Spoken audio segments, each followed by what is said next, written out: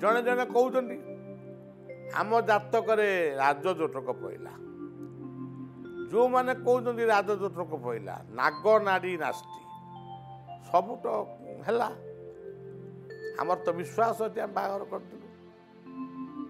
15 ଦିନ 20 ଦିନ ଟିକେ ଭଲ, ମାସରେ ଟିକେ ଖୁଡ଼ୁ ଖୁଡ଼ୁ, 2-3 ମାସରେ ଚାଲିଲା ଘରେ ତୁମୁଳ କାଣ୍ଡ।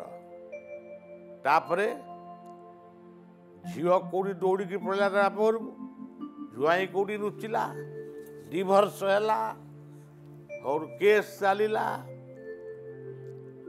ନାରୀ ଓ ପୁରୁଷ ଦି ଜଣ ଯାକ ଏ ସମାଜର ଅବିଚ୍ଛେଦ ଅଙ୍ଗ। ଆଇନ କେବଳ ନାରୀର ସପକ୍ଷରେ ରହିଲେ ହେବନି, ପୁରୁଷର ସପକ୍ଷରେ ମଧ୍ୟ ରହିବା ଉଚିତ। ନାରୀ ନିର୍ଯାତନା ବନ୍ଦ ହଉ, ଏହା ସ୍ୱାଗତ ଯୋଗ୍ୟ। ପୁରୁଷ ନିର୍ଯାତନାକୁ ମଧ୍ୟ ଅନୁସନ୍ଧାନ କରାଯାଉ, ଏହା ଆହୁରି ସ୍ୱାଗତ ଯୋଗ୍ୟ ହେବ। ଆମେ ସୃଷ୍ଟି କରିନୁ, ଭଗବାନ ସୃଷ୍ଟି କରିଛନ୍ତି, ପ୍ରକୃତି ପୁରୁଷ। ତାପରେ ପୁରୁଷ ଓ ନାରୀ, ପ୍ରଥମେ ଆପଣ ପିଲାଟି ଖୋଜିବାକୁ ଯାଉଛନ୍ତି ସେ ଇଣ୍ଟରନେଟରେ, ସେ ଆଉ କ'ଣ ସବୁ ଆଜିକାଲି ଫୋନ୍ କଲ୍ରେ, ବିବାହ ହେବା ସମ୍ପୂର୍ଣ୍ଣ ଭାବରେ ଭୁଲ ହେଇଯିବ। କୋଉଠି କେଜାଣି 1% ହୁଏତ ଭଲ ହେଇପାରେ। ବିବାହର ହେଲା ମାନେ ଘିଅ କିଲେ ପୋଡ଼ା ହେଇନି, ବ୍ରାହ୍ମଣ ପାଇଁ 500-300 ଟଙ୍କା ବି ଖର୍ଚ୍ଚ ହେଇପାରୁନି ଗୋଟେ ପୂଜା ପାଇଁ। ଛେଳି କଟା ହେଲା, କୁକୁଡ଼ା କଟା ହେଲା, କଙ୍କଡ଼ା କଟା ହେଲା, ଚୁଙ୍ଗୁଡ଼ି କଟା ହେଲା। ଯଦି ସେଗୁଡ଼ାକ ହେବନି ଆମେ କେହି ଖାଇବାକୁ ଯିବୁନି, ଏ କଥା ବି ଦାବି ହେଲା। ତା ସାଙ୍ଗରେ କେତେ କାର୍ଟୁନ ମଦ ଟେମେ ଆଣିଛ ତାକୁ ବି ଅଣାଗଲା, ତାକୁ ପିଇକି ମାନେ ଯିବେ। ଏହା କ'ଣ ବିବାହର? ସେଇଠି ଦରିଦ୍ର ଲୋକଟିଏ ବଇଛି, ଯିଏ ଆଶୀର୍ବାଦ ଦେବ ତାକୁ କିଛି ନାହିଁ। ଆଚ୍ଛା, ବର୍ତ୍ତମାନ ଇଏ ସେବକର ଗୋଟିଏ ପ୍ରସ୍ତାବ। ପ୍ରଥମେ ଝିଅଟି ପୁଅଟିକୁ ନିର୍ବାଚନ କରୁ। ଧରନ୍ତୁ ତା ବାପ ମା ଝିଅଟିକୁ ନିର୍ବାଚନ କଲେ, ଝିଅର ବାପ ମା ପୁଅଟିକୁ ନିର୍ବାଚନ କଲେ। ଆଚ୍ଛା, ଯଦି ନିର୍ବାଚନ କଲେ, ଉଭୟ ପରିବାର ଗୋଟିଏ ଜାଗାରେ ବସନ୍ତୁ, ସମସ୍ତେ ସମସ୍ତଙ୍କର ମାନେ ଦାବି ଜଣାନ୍ତୁ। ତମେ ମୋ ଝିଅଠୁ କ'ଣ ଆଶା କରୁଛ, ଏମାନେ ବି କୁହନ୍ତୁ ମୋ ପୁଅ ଠାରୁ ତମେ କ'ଣ ଆଶା କରୁଛ। ସେଇଠି 50% ଅଶାନ୍ତି ଦୂରୀଭୂତ ହେବ। ସେ ରାଜି ହେଲେ ନହେଲେ ନାହିଁ, ଉଠି ପଳେଇ ଆସିବ। ଇଏ ଗୋଟେ କଥା ଗଲା। ଦ୍ୱିତୀୟ କଥା ହେଲା, ପୁଅ ଝିଅଙ୍କୁ ସମାଜ ଟିକେ ବଦଳିଛି, ତାଙ୍କୁ ପ୍ରଥମେ ଛାଡ଼ି ଦିଅ ସେ ଫୋନ୍ ମାଧ୍ୟମରେ କିମ୍ବା ଗୋଟିଏ ନିରୋଳା ସ୍ଥାନରେ ବସିକିରି ସେ ପରସ୍ପର ଥରେ ନୁହଁ 2-3 ଥର କଥା ହୁଅନ୍ତୁ।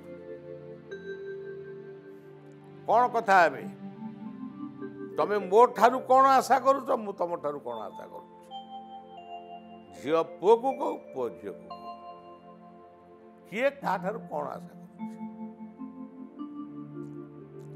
ଯିଏ ଯେଉଁ ଆଶା କରୁଛି, ଆମର ଗୋଟେ ପୁରୁଣା କଥା ଥିଲା ସ୍ୱୀକୃତି ପତ୍ର, ସେଟା ଉଠି ଯାଇଛି, ଏବେ ରିଙ୍ଗ ସେରିମନି ହେଇଗଲାଣି। ସେ ସ୍ୱୀକୃତି ପତ୍ରରେ ଲେଖାଯାଉ 2 ପରିବାରଙ୍କ ଦାବି ଓ ପୁଅ ଓ ଝିଅର ଦାବି। ବିବାହ ପୂର୍ବରୁ ପୁଅର ସ୍ୱାସ୍ଥ୍ୟ ଝିଅ ଘର ପରୀକ୍ଷା କରନ୍ତୁ, ଝିଅର ସ୍ୱାସ୍ଥ୍ୟ ପୁଅ ଘର ପରୀକ୍ଷା କରନ୍ତୁ, ତାର ରୋଗ ଜଣା ପଡ଼ିଯିବ। ତାପରେ ମିଳିମିଶି ଚଳିବେ। କେମିତି ଚଳିବେ?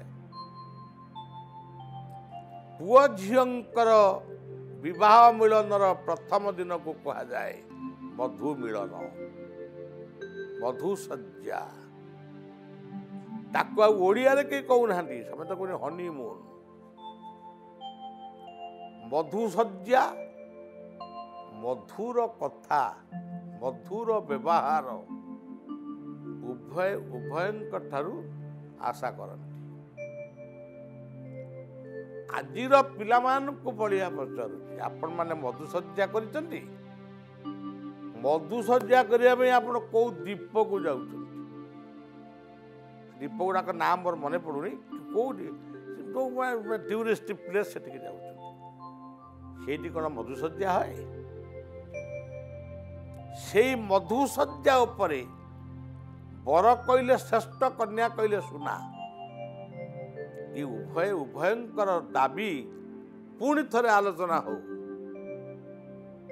एक पति एक पत्नी को नहीं जीवन यापन करवा जीवन आमे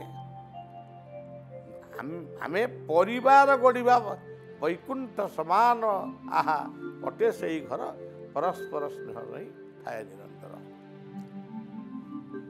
यौतुक संपूर्ण उठे दियो जदि यौतुक रहिबो आउरी विवाद सृष्टि हबो आउरी विवाद सृष्टि हबो तमे या दब गाड़ी दब कोठा दब से अमुक दब ए सब झील ठारू तेरे एति दाबी कल झील कहीं तुमको सम्मान दब